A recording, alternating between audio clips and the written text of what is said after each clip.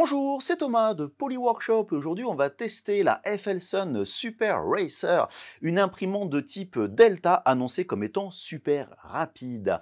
Alors sachez que ce n'est pas ma première Delta, j'ai d'ailleurs la petite sœur, la FLSun Q5 qui se trouve juste à côté et c'est une imprimante franchement que j'aime beaucoup, voilà. Alors j'en ai pas parlé sur ma chaîne par manque de temps, mais c'est vraiment une excellente machine. J'avais même prévu de faire une vidéo un peu tuning néon, etc. dessus, enfin voilà. Donc sachez que cette petite Q5 est toujours d'actualité au moment où j'enregistre cette vidéo. Alors avant d'aller plus loin, un petit point quand même sur ces imprimantes Delta qui marchent d'une façon finalement un peu différente des imprimantes cartésiennes les plus populaires. On a trois bras qui vont gérer simultanément le déplacement horizontal mais aussi vertical. Alors c'est l'avantage d'avoir plus de force mais aussi plus de précision sur le plan horizontal car on a plusieurs moteurs, donc trois effectivement, qui vont travailler de concert. On obtient alors des courbes qui sont beaucoup plus belles, une meilleure gestion de l'accélération des déplacements, de l'inertie de la tête, et ça permet, comme son nom le suggère, d'imprimer effectivement plus vite. Et quand je dis plus vite, la vitesse d'impression par défaut suggérée par le fabricant est de 150 mm par seconde. C'est quand même un peu différent d'une imprimante classique, où là souvent on suggère 60 mm par seconde, donc c'est quand même une différence de vitesse non négligeable. En termes de spécifications, mis à part l'aspect Delta, on est sur une machine offrant un volume d'impression cylindrique d'un diamètre de 26 cm par une hauteur de 3 cm. Et oui, on est sur une base qui n'est pas carrée, on est une base circulaire. Donc par rapport à une base carrée de 26 par 26 cm, on perd forcément sur les coins. Voilà, donc ça c'est un truc à prendre en compte. Alors on retrouve pas mal de fonctions proposées par défaut. Il y a un plateau de type Ultra Base en verre micro texturé qui est amovible, ce qui est quand même assez important. Il y a une détection de fin de filament, il y a une reprise de l'impression en cas de coupure de courant, il y a une carte mère 32 bits, alors ça c'est nécessaire au passage pour une Delta quand même, avec des drivers silencieux des TMC 2209, on a un extrudeur de type BMG, une tête d'impression de type Volcano, il y a des rails linéaires un petit peu partout, enfin bref, il y a vraiment beaucoup de choses, tout du moins proposées par défaut sur la machine. Alors sachez quand même que je me méfie toujours de ces longues listes de trucs super géniaux que fait l'imprimante, car des fois, c'est beau sur le papier, mais en réalité, ça marche pas aussi bien. Donc forcément, on va voir ça. Alors, un petit point quand même concernant le prix, on n'est pas dans le bas du panier, on est sur une machine, une volonté de qualité. On le retrouve vraiment un petit peu partout. Bien sûr, on nous vend de la vitesse, bien évidemment, ce qui implique de la rigidité. Donc, FLSun cherche plutôt la compétition sur les machines, on va dire un peu plus haut de gamme, et pas forcément sur l'entrée de gamme comme une Ender 3, par exemple. Alors, je tenais aussi à remercier banggood.com, donc la boutique qui m'a envoyé cette FLSun Super Racer pour faire un test. Alors ce test n'est pas sponsorisé comme d'habitude, je ne fais jamais de tests sponsorisés et d'ailleurs ils savent que je fais un test honnête, ils ont tout à fait accepté. Donc voilà. Toutefois sachez que si vous achetez la machine en cliquant sur les liens, ils sont affiliés, ce qui ne change rien pour vous. Et moi ça me permet effectivement de financer la chaîne. Avant d'attaquer le test, j'aimerais avoir un avis en fait de votre part car il semble que beaucoup d'entre nous, même moi le premier, se tournent pas par défaut sur les imprimantes Delta. Beaucoup de gens prennent plutôt les imprimantes cartésiennes. Pourtant, elles offrent quand même pas mal de choses intéressantes sur le papier. Donc, dites-moi en commentaire pourquoi vous n'avez pas forcément regardé une Delta jusqu'à maintenant ou pourquoi la Delta vous intéresse. Voilà, ce serait important pour moi de savoir un peu votre avis là-dessus. En tout cas, c'est parti pour le test. Allez, let's go! Alors voilà le contenu du carton avec dedans, on a différents sachets habituels avec le manuel, il y a la carte micro SD, à titre d'information j'ai vérifié dedans, vous avez une vidéo qui explique entièrement le montage de la machine, donc je vais suivre tout simplement en complément du manuel. Vous avez les câbles, enfin tout ce que vous voulez. Alors ce que je trouve aussi intéressant, ce qu'il faut savoir, c'était le cas en fait de la FLSun, la Q5, c'est que vous avez en fait qu'une seule taille de vis, alors de longueur différente, mais vous n'avez finalement qu'une seule clé utilisée, ce qui est vraiment assez génial. Et l'autre truc que j'ai remarqué, c'est que vous avez une tête finalement quasiment complète, avec vous avez le heat break ici, le bloc de chauffe, la buse, mais dans le sac ici, vous avez une cartouche de chauffe et une thermistance. Enfin, franchement, c'est super cool d'avoir toutes ces pièces, je dirais, de rechange. Et si on regarde en dessous, on a les trois profilés principaux. Et alors là, quand on les prend, c'est une sacrée bête. C'est super impressionnant. Vous avez donc ces espèces de montants entièrement en alu, des demi-cercles comme ça ici, la mécanique dedans, le moteur dessus. Ça a l'air d'être franchement bien pensé. Là, apparemment, de quoi tendre les courroies. Franchement, c'est super classe. Ça profile vraiment que du bon. Alors maintenant, je vais attaquer le montage. Je vais pas m'arrêter dessus, sauf si par exemple, on rencontre une difficulté pour vous la partager, mais a priori, ça devrait se faire sans aucun problème grâce à la vidéo et au manuel. Alors déjà, une petite pause avant d'attaquer le montage. Un truc que je trouve assez anecdotique, j'ai ici un disque à poncer. Ne me demandez pas d'où il vient, le pourquoi du comment. J'ai ça, voilà. Donc, aucune idée. Autre petit truc aussi relativement cool, dans la boîte, j'avais une bobine de filament. Alors, il y a 200 grammes de filament, c'est pas énorme, mais c'est beaucoup mieux que certaines marques qui ne mettent plus du tout de filament, ou alors genre 5 cm. Donc voilà, c'est quand même, je dirais, relativement cool. Et si on regarde les autres composants, alors là, on a la tête qui est assez compacte. Franchement, avec une base en alu ici qui est quand même, je trouve, vraiment bien. Il y a le système de refroidissement arrive bien sur la buse. Le bloc de chauffe est protégé par donc une protection en silicone, ce qui est assez cool. Le petit support ici, si vous voulez voir à quoi ça correspond, en fait, on met tout simplement le capteur donc de nivelage au niveau du plateau qui se met tout simplement comme ça ici. On l'enlève, donc c'est aimanté. En fait, on fait la mise à niveau une fois de temps en temps et ça suffit tout à fait largement. Bref, une tête qui a l'air quand même plutôt bien pensée, je trouve finalement assez légère malgré la taille. Maintenant, on va voir au niveau du bruit, comme d'habitude, ce qui est quelque chose qui est assez pour moi important. Bon, finalement, je n'ai pas pu m'empêcher de regarder un petit peu plus le bloc du bas, avec le plateau ici classique type Ultra Base. Ce qui est assez intéressant, vous ne voulez pas forcément sur la vidéo, mais il y a une protection thermique. Voilà, ce qui est un petit plus. Le truc que je ne savais pas, je n'avais pas vu du tout, c'est qu'il y a un petit tiroir ici pour ranger votre bazar. J'aime bien ces petits trucs là, ça coûte pas grand chose, franchement, c'est assez cool. Et si on regarde sur le dessous, on a une alimentation, j'ai regardé vraiment au travers, on est sur d'une 360 watts.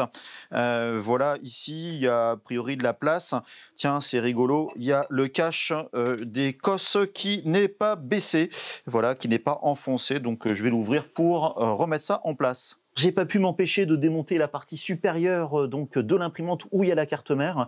On est sur une MKS Robin Nano version 3. Moi j'étais resté à la 1.2. Je savais pas qu'il y avait une version 3. Il y a donc les 4 drivers avec des radiateurs dessus. Le ventilateur qui s'ouvre directement dessus. J'espère qu'il n'est pas trop bruyant. Aucune idée de ce que sont les drivers, je peux m'amuser à les démonter parce qu'il y a le ventilateur, tout ça. Ce qui est intéressant, vous ne voyez pas forcément sur la vidéo, c'est qu'on a aux 4 coins des capteurs a priori de fin de course, voilà, qui ne sont pas à contact, qui sont juste à détection, ça s'appelle électronique. Je ne pense pas que ce soit des optiques, je ne sais pas trop, je ne suis pas un expert là-dedans. Enfin bref, voilà, c'est assez simple, on va dire, c'est assez classique, mais c'est surtout assez propre. Et surtout, c'est que moi je vois, il y a de la place pour acheter des choses dedans à l'intérieur plus tard, s'il le faut. Un autre truc que je trouve assez cool, que l'on voit sous les moteurs, c'est que vous avez un petit patin en liège qui est voilà, justement calé entre les deux, histoire de minimiser les bruits en fait dus aux vibrations du moteur sur le montant. C'est un truc qui est quand même franchement plutôt classe. Et à l'intérieur des montants, vous n'allez pas le voir vraiment ici, c'est un petit peu à l'ombre. On le voit très légèrement. Vous avez bien sûr un rail linéaire tout le long donc de ce montant pour qu'on ait vraiment des mouvements voilà, très doux et très efficaces au niveau donc, des axes, qui est vraiment voilà, très qualitatif. Franchement, je suis impressionné. Alors, un petit truc qui m'énerve très légèrement, vous n'allez pas forcément le voir ici, c'est que sur l'écran, voilà, tactile, une petite télécommande, c'est pratique, on peut l'enlever, il y a un petit support aimant, c'est vraiment génial.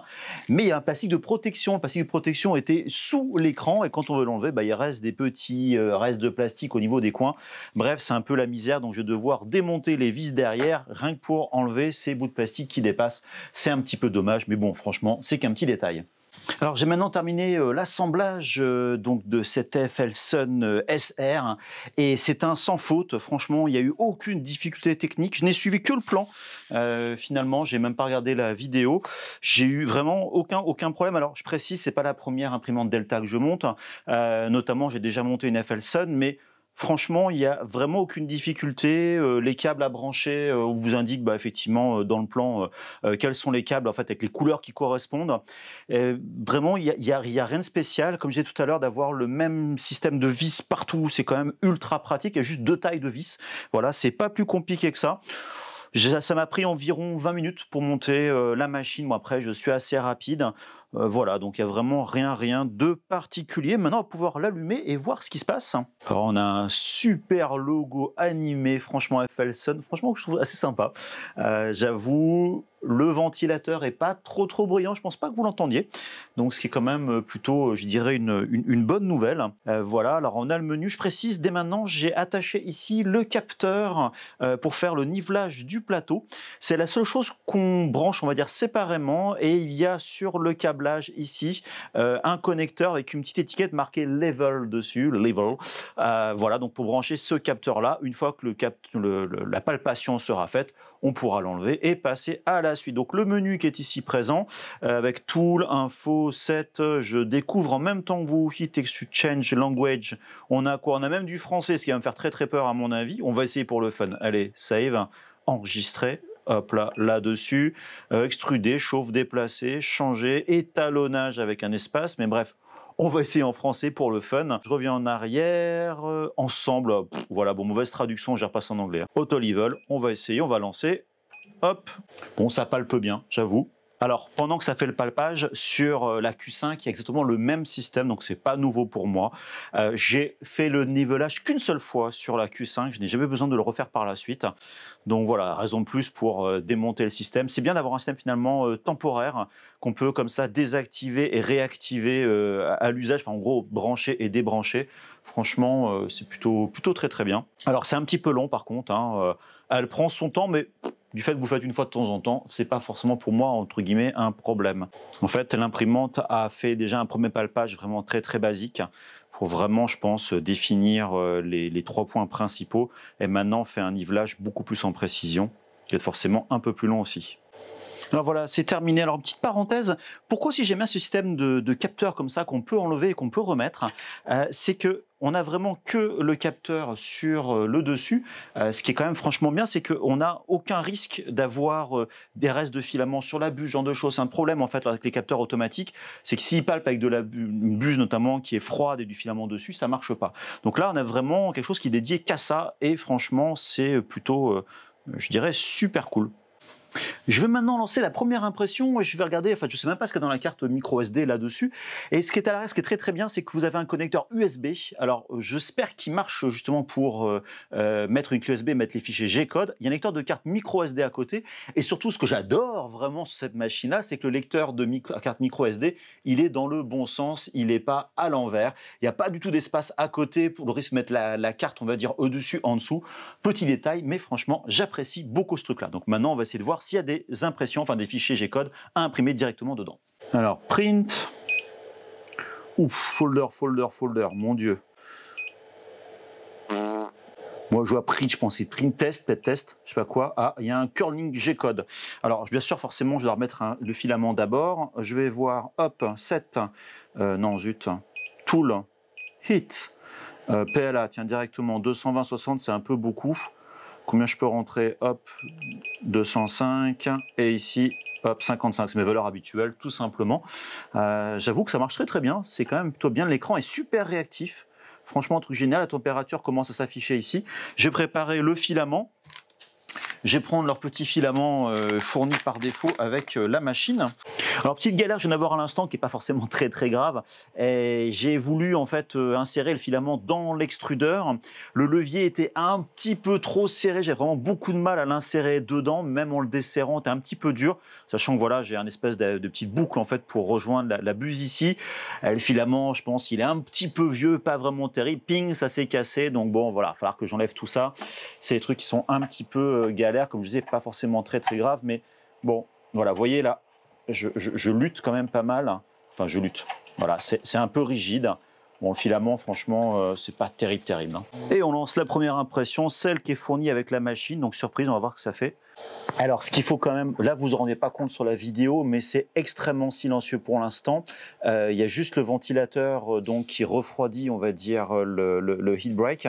Il y a celui, forcément, de l'alimentation, mais c'est pas trop dérangeant, les déplacements sont hyper silencieux, mais ce qu'il faut aussi constater, c'est que les deux ventilateurs de refroidissement au niveau de la buse ne sont pas encore en route. Donc là, vu la taille, c'est des 40-10, voire des 30-10, j'ai l'impression. Donc forcément, ça risque d'être un petit peu plus bruyant parce que ça va se mettre en route pour la deuxième couche, mais Franchement, pour l'instant, c'est très agréable. Alors maintenant, les ventilateurs sont en route au niveau de la tête. Franchement, c'est pas très très bruyant. C'est vraiment tout à fait acceptable. Alors, un petit truc que j'aime bien en fait là ici, c'est que sur l'écran, vous avez en permanence la vitesse réelle, enfin supposée réelle, de votre impression qui bouge en temps réel. Donc on peut vraiment voir à quelle vitesse va l'imprimante, ce qui est voilà plutôt cool. Donc voilà, alors ça bouge beaucoup très très vite, mais pour donner un ordre d'idée, c'est quand même vraiment sympa. Alors là, ça speed à mort. Donc vous voyez, et là on a des pointes à 140, 160. Bon, c'est pour les remplissages, mais ça va super vite. Le modèle obtenu est un boulon et un écrou et franchement ça tourne super bien.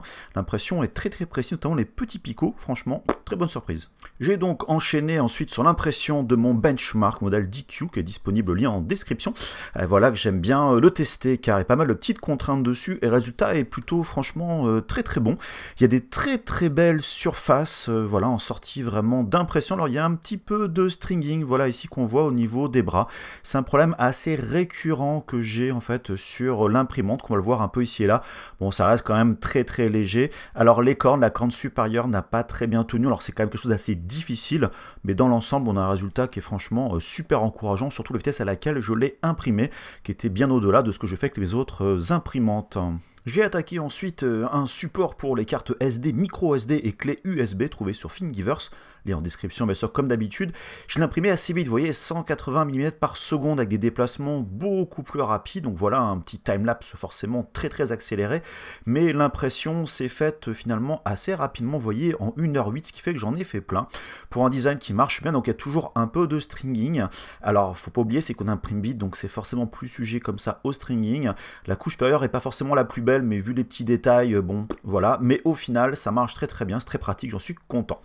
Alors voici un autre projet que je n'ai pas terminé, voilà, c'est un système de ventilation, mais j'ai pas mis le ventilateur, voilà, c'est une forme un peu 4 que j'ai imprimé finalement assez rapidement, vous voyez, 1h54, l'objet est assez grand, on retrouve toujours le même problème de stringing, vous avez vu, donc le plateau, lui, adhère bien pendant l'impression, mais on peut assez facilement enlever, voilà, le modèle. Donc les surfaces sont très très propres sur les contours, vous voyez, par rapport à mon doigt, donc la taille, on voit quand même le stringing, là, effectivement, qui est encore marqué, mais qui s'enlève vraiment rien, un petit coup de cutter, ça prend quelques petites secondes, donc les surfaces sont très arrondies, par contre on voit voilà, les changements de couche, un petit peu les petits blobs de rétraction, donc là c'est le truc à changer au niveau du slicer, c'est que du paramétrage. Donc voilà, donc finalement le seul reproche que je pouvais faire, bah, c'est le stringing. Vous voyez, la première couche elle est nickel, on le voit vraiment en reflet, c'est vraiment super propre. Ça c'est la base, qui a un petit côté Batman, imprimé elle un petit peu plus rapidement, vous voyez, en 48 minutes. On parle vraiment d'impressions qui sont très très courtes.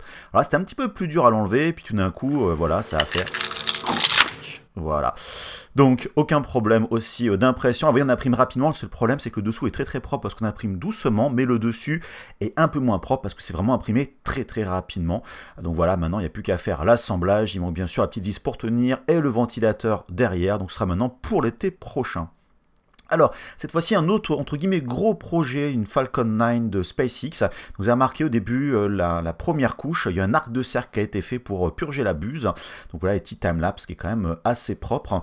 Cet arc de cercle, voilà, ça permet effectivement de purger, pas en ligne droite, vraiment être sur un coin. Donc petit timelapse. Alors j'en ai imprimé beaucoup de ces éléments-là. Il y en a plusieurs, comme vous allez le voir donc par la suite. Alors vous voyez, par contre, il y a des moments en temps réel, c'est un peu lent. C'est pas au niveau de l'imprimante, c'est au niveau du slicer parce que les couches prennent moins de 15 secondes, donc le slicer ralentit volontairement. Donc voilà, vous voyez ici, donc l'impression est très très propre. J'avais un petit peu amélioré le slicer à ce moment-là, j'ai plus vraiment de blob. Alors là, des petits soucis pour les espèces de pieds en fait de la fusée, des éléments longs qui s'imprimaient sur une seule couche. Et ben en fait, j'ai dû les imprimer séparément parce que quand je les faisais ensemble, et ben voilà, ces espèces de trucs étaient tout pourris, tout cassés, qui n'ont pas vraiment marché. C'est une pièce un peu délicate. Par contre, voilà, au niveau donc des pieds, tout s'est bien imprimé. J'en ai imprimé plusieurs, x2 justement, parce qu'il en fallait 4 comme ça au total. C'est très bien les modèles de Fab 365, donc que j'ai acheté ici, c'est que tout se fait sans aucun support. Ça s'emboîte, c'est vraiment très très bien conçu. Et au final, on a, vous voyez, une fusée qui est super haute, qui est plus haute que l'imprimante 3D, avec la capsule Crew Dragon en haut. Vraiment un modèle très sympa, les deux couleurs se font en fait en imprimant deux couleurs différentes, tout s'assemble, c'est vraiment vraiment très très bien. Il manque bien sûr un petit coup de peinture, donc voilà, sur l'ensemble en lui-même. Donc vous voyez la base et les petits, les grid fins qui se rabattent, hein, donc c'est vraiment le truc très très bien fait. Alors bien sûr on pourrait critiquer encore, ça reste quand même du filament, pas de la résine, mais j'en suis quand même très content au niveau du résultat. C'est vraiment super propre, les détails sont là. Au niveau, vous voyez, des pieds, alors je les ai quand même collés pour des raisons de voilà, pratique, et les moteurs, là, un petit peu de stringing aussi là-dessus. Alors un autre projet qui n'est pas terminé, c'est un projet d'arbre à chat, ce sera pour une autre vidéo. Voilà, donc un projet fait dans Fusion 360 avec différents éléments, un pied central, voilà, des supports, tout s'emboîte franchement très très bien en différents éléments, donc modèle pas très compliqué, et là en fait j'ai fait beaucoup de prototypes, donc c'était très très pratique de voilà, sortir les modèles. Par contre, petit défaut, voilà, il y a un plateau comme ça ici, et bah ce plateau je ne peux pas l'imprimer sur la FLSUN Super Racer parce que ça ne rentre pas tout simplement au niveau de l'imprimante, ce qui est un petit peu le problème. Donc il va falloir 2 imprimantes pour ce projet là, enfin tout du moins la SR n'est pas suffisante, mais vous voyez l'assemblage se passe très très bien, et j'avoue que je vais faire tout le reste avec la Super Racer. Allez, maintenant on va attaquer la conclusion et voir les notes que j'ai données à cette FLSUN Super Racer, selon bien sûr mes critères habituels. Alors, on commence par le montage où j'ai donné un 5 sur 5, voilà, c'est quand même la note maximum. J'ai déjà trouvé la petite sœur, voilà, la Q5 à côté, vraiment facile à monter, mais là c'est encore plus rapide. Il y a juste les montants, la base, le dessus, quelques petits câbles, et c'est parti. Et ce que j'aime vraiment aussi particulièrement, c'est qu'il n'y a qu'un type de vis et de 2 longueurs différentes, donc et un seul outil, on ne peut pas se tromper, franchement. Et ça, vraiment, j'adore. Il y a le manuel papier qui suffit vraiment en lui-même, mais le guide vidéo complète le tout. Donc voilà, il y a 0 surprise. En fait, j'ai pu mettre un 6 sur 5. Et ben, je l'aurais fait car en fait, beaucoup de fabricants devraient finalement prendre de la graine sur ce que fait voilà, FLSUN. Au niveau de la qualité d'impression, c'est pareil, j'ai mis 5 sur 5. Franchement, voilà, le maximum. On a une qualité d'impression qui est impeccable à 120-150 minutes par seconde, ce qui, voilà, en fait, aurait été aussi bon qu'une bonne imprimante cartésienne à 60 minutes par seconde. Et vraiment, je suis mais ultra content de ce qu'elle sort, que ce soit des modèles de type, on va dire, un petit peu cas de conception, que des modèles organiques, figurines et ce genre de choses. Alors, j'ai essayé de trouver des défauts sur la qualité d'impression, mais franchement, je cherche encore, voilà, même le bridging entre 2 zones, voilà, et franchement, c'est bien géré. Voilà, la vraie difficulté en fait est plutôt de bien préparer le modèle avec le slicer, car imprimer à 100, 150, 200 minutes par seconde, ça nécessite une certaine connaissance voilà, des réglages. Par exemple, on doit chauffer beaucoup plus le filament, il faut penser à l'inertie de la tête, et pas mal d'autres choses comme ça différentes. Et au passage, je trouve que les réglages, donc par défaut au niveau du firmware, sont plutôt vraiment bons. Au niveau des fonctionnalités, là j'ai mis 4,5 sur 5, franchement c'est encore un sans faute. On a voilà ce plateau de type ultra base qui chauffe franchement très très vite, qui est isolé. Il y a le capteur de niveau pour le plateau qui est indépendant de la buse, on peut voilà l'enlever. Il y a la télécommande avec l'écran franchement tactile et qui est super réactif, donc pour les contrôles il y a tout ce qu'il faut dessus, pas trop ni pas assez. Voilà, il y a une petite boîte de rangement en dessous pour les outils, enfin moi je mets les capteurs surtout notamment dedans. Détecteur de fin de filament, récupération, voilà, en cas de coupure de courant, etc., etc., etc. La machine tourne sur une carte mère 32 bits, ce qui est franchement obligatoire pour une imprimante Delta, je crois que je le disais en introduction, et qui, voilà, surtout pour ces vitesses-là. Et donc les moteurs sont pilotés par ces drivers 2209, y compris aussi pour l'extrudeur, quand même un peu bruyant parce que là on a quand même effectivement beaucoup de déplacements. Donc la machine globalement est quand même plutôt silencieuse. Alors autre petit point aussi technique, les axes verticaux ce sont des rails linéaires, donc entraînent voilà, l'entraînement des déplacements se fait avec des courroies qui sont quand même plutôt larges et qui peuvent être tendues très facilement parce qu'il y a des tenseurs de courroies. Et franchement, voilà, oui, je cherche, j'ai du mal à trouver finalement ce qui manque sur cette machine. La seule inconnue, car je ne l'ai pas testée, c'est une protection thermique, la Thermal Protection, qui est apparemment activé donc d'après le firmware. Donc voilà, le seul truc finalement qui pourrait peut-être manquer, c'est le Wi-Fi, et encore franchement les imprimantes FDM, c'est pas super bien géré. Au niveau du silence, j'ai mis 4 sur 5. Alors voilà, la machine est quand même dans l'ensemble plutôt silencieux, surtout si on imprime à une vitesse voilà, classique, on va dire à 100 mm, enfin classique pour une Delta, on va dire, à 100 mm, 80, 60. À 150, elle devient bruyante, mais on est sur des bruits qui sont faits logiques en fait, car la vitesse, il y a quand même une espèce d'inertie, beaucoup de déplacements, les moteurs montent et vont assez rapidement, et je trouve ça encore relativement contrôlé. En fait, vous allez voir, une voiture fera pas le même bruit à 40 km/h ou à 130 sur l'autoroute, par exemple. Donc voilà, donc si on imprime forcément de plus en plus vite, la machine sera de plus en plus bruyante. Et comme je disais avant, l'extrudeur lui aussi est un petit peu bruyant, on entend des bzz bzz bzz tout le temps. Bah, quand on imprime vite, pourquoi? Parce qu'en fait, bah, plus on imprime vite, les rétractations sont, je dirais, rapprochées les unes des autres. Et là, on a quand même un tube qui est assez long, donc on a une distance de rétractation de 6 mm. Donc forcément, bah, ça fait plus de bruit. Au niveau de la communauté, j'ai mis 3 sur 5, ce qui n'est pas forcément en plus de la moyenne, on va dire, mais voilà, FLSON, ils ont réussi à se faire quand même une bonne réputation au sein du monde Delta, voilà. Et la FLSON, pour l'instant, en fait, eh ben, elle a aussi une bonne réputation, que ce soit les tests, les retours, ce genre de choses. Donc il y a quand même pas mal de monde dessus. Et il existe déjà aussi pas mal de modifications disponibles qui valent le coup d'aller voilà, jeter un petit coup d'œil pour améliorer encore plus la machine. Alors, on n'est pas au niveau d'une communauté comme Creality, mais j'ai trouvé que la communauté était assez efficace, notamment entre les groupes Facebook, mais aussi Reddit, par exemple. Donc voilà, j'ai cherché par exemple à faire un G-code de démarrage avec un arc de cercle. D'ailleurs, au passage, je remercie beaucoup Corazon, un de nos administrateurs sur le Discord qui m'a aidé pour l'arc de cercle. Mais voilà, j'ai eu pas mal de retours et tout. Et je trouve ça vraiment réactif et j'ai vraiment apprécié. Alors par contre, plutôt une communauté en anglais, hein, quand même, je précise. Au niveau de l'encombrement, j'ai mis 4 sur 5, car l'avantage des Delta, c'est que la prise au sol est quand même relativement petite, à peine plus grand que le plateau. Par contre, c'est en hauteur, vous voyez, les choses changent. Ouais, je fais mon test debout, j'ai pas trop le choix cette fois-ci, car l'imprimante est quand même très très haute. Alors très souvent, si c'est sur un bureau, on n'est pas contraint sur la hauteur. Mais si vous la mettez dans un placard, là, ça peut être effectivement beaucoup plus problématique, encore plus avec le support de bobine, voilà, qui est sur le dessus. Donc voilà, c'est un petit défaut qui peut poser, voilà, quelques petits problèmes. D'ailleurs, en parlant de défauts sur le dessus, effectivement, atteindre le trou pour le filament, c'est un petit peu plus compliqué parce que il est difficilement accessible. Au niveau du look, j'ai mis 5 sur 5. Ah ouais, c'est pareil, note maximum, mais franchement, j'avoue que j'adore. J'adore effectivement ce côté, voilà, de gratte-ciel. En plus, j'adore, c'est quand elle marche, c'est hyper hypnotisant. C'est la super mécanique, elle est très sobre comme ça à voir. Le petit écran tactile, petite animation comme ça au démarrage. Enfin, voilà, c'est une machine qui est vraiment impressionnante, voilà, à voir vraiment en vrai, on va dire. Et toutes les personnes qui l'ont vue sont vraiment du même avis. En fait, ce qui lui manque, c'est quelques petites lettres pour la rendre, voilà, encore plus top. Mais ça, j'ai envie de dire, c'est du bonus. Alors, au niveau de la note totale, je suis à 4,4 sur 5. C'est quand même plutôt une très bonne note. Et encore, je trouve que certains points, j'étais un petit peu dur. J'étais vraiment tenté de mettre beaucoup plus. Bon, après, ça reste quand même assez subjectif, hein, faut aller là-dessus. Mais en tant qu'utilisateur, je la trouve vraiment parfaite. Beaucoup de petites choses qu'on pourrait lui reprocher, mais c'est plutôt, voilà, encore du chipotage. Alors, voilà, il est évident qu'on pourrait, donc bien sûr, la customiser, l'améliorer, notamment le refroidissement peut être un petit peu mieux. Voilà, changer le firmware, voilà, vraiment faire de la bidouille. Mais comme toujours, je fais des tests de machines en sortie de carton pour des utilisateurs, on va dire, normaux, voire débutants, et pas les experts geeks qui, de toute façon, n'ont pas besoin de moi pour donner un avis sur une machine. Alors, maintenant, pour voilà, la conclusion, un petit peu ce mot de la fin, sachez que voilà, que j'aimais vraiment beaucoup cette FLSON Q5.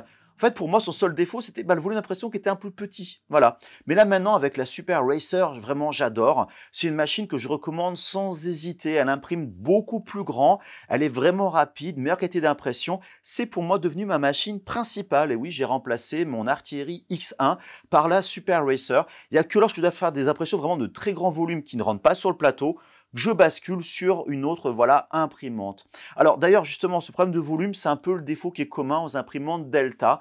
Voilà, on est vraiment sur un cylindre, donc sur la base, on a un rayon un diamètre de 26 cm, et on perd quand même 20% de taille par rapport à une imprimante qui aurait un plateau carré de 26 cm. Et ça, vraiment, pour beaucoup de personnes, finalement, 26 cm de diamètre, ça peut suffire. Genre, je l'ai vu, plein de trucs sont largement suffisants. Mais là, j'ai cette impression-là de plateau, j'en parlais un petit peu avant, les plateaux ne rentrent pas. Donc voilà, c'est un petit peu dommage, effectivement, qu'on perd un petit peu de place. Donc sinon, comme on l'a vu aussi, le montage est super facile, l'entretien est facile, c'est super robuste, c'est super stable, ça ne bouge pas malgré la vitesse donc de l'impression. Alors c'est vrai qu'il y a quelques années, les Delta, c'était très très galère, mais tout ça maintenant, c'est vraiment du passé. C'est super fiable et ça marche en sortie de carton. Alors si pour vous, le volume même global de la machine est trop grand ou elle vous paraît un peu trop, même trop grande, parce que pas besoin d'avoir autant de volume d'impression, n'hésitez pas à vous orienter vers la petite Q5 à côté qui est un peu plus ancienne. Mais en fait, la Super Racer, pour moi, c'est vraiment une version évoluée de cette Q5 en plus grande, tout ça. Mais le montage est aussi facile, elle a aussi énormément de fonctions. Donc franchement, c'est une excellente machine. Donc voilà, n'hésitez pas à vous orienter dessus au cas où. Alors comme à l'accoutumée, n'hésitez pas à poser vos questions en commentaire de la vidéo, lâchez un petit pouce, voilà, partagez la vidéo, donc dites-moi voilà, vos petits commentaires, c'est vraiment super important, les algos de YouTube aiment ça, puis moi j'aime bien savoir ce que vous pensez de la vidéo et de la machine. Retrouvez-moi aussi donc la communauté Polyworkshop, donc sur Discord, on est plein de créatifs, donc surtout si vous voulez créer, voilà, c'est vraiment super cool, partagez, rejoignez-nous, vous serez les bienvenus, et surtout, comme d'habitude, suivez-moi sur les médias sociaux, en particulier Instagram, Twitter, mais aussi TikTok, où je publie beaucoup de timelapse, pour l'instant, on va dire. Et puis surtout, n'oubliez pas, voilà, soyez créatifs, c'est le plus important. Et je vous dis à très bientôt. Allez, bye bye!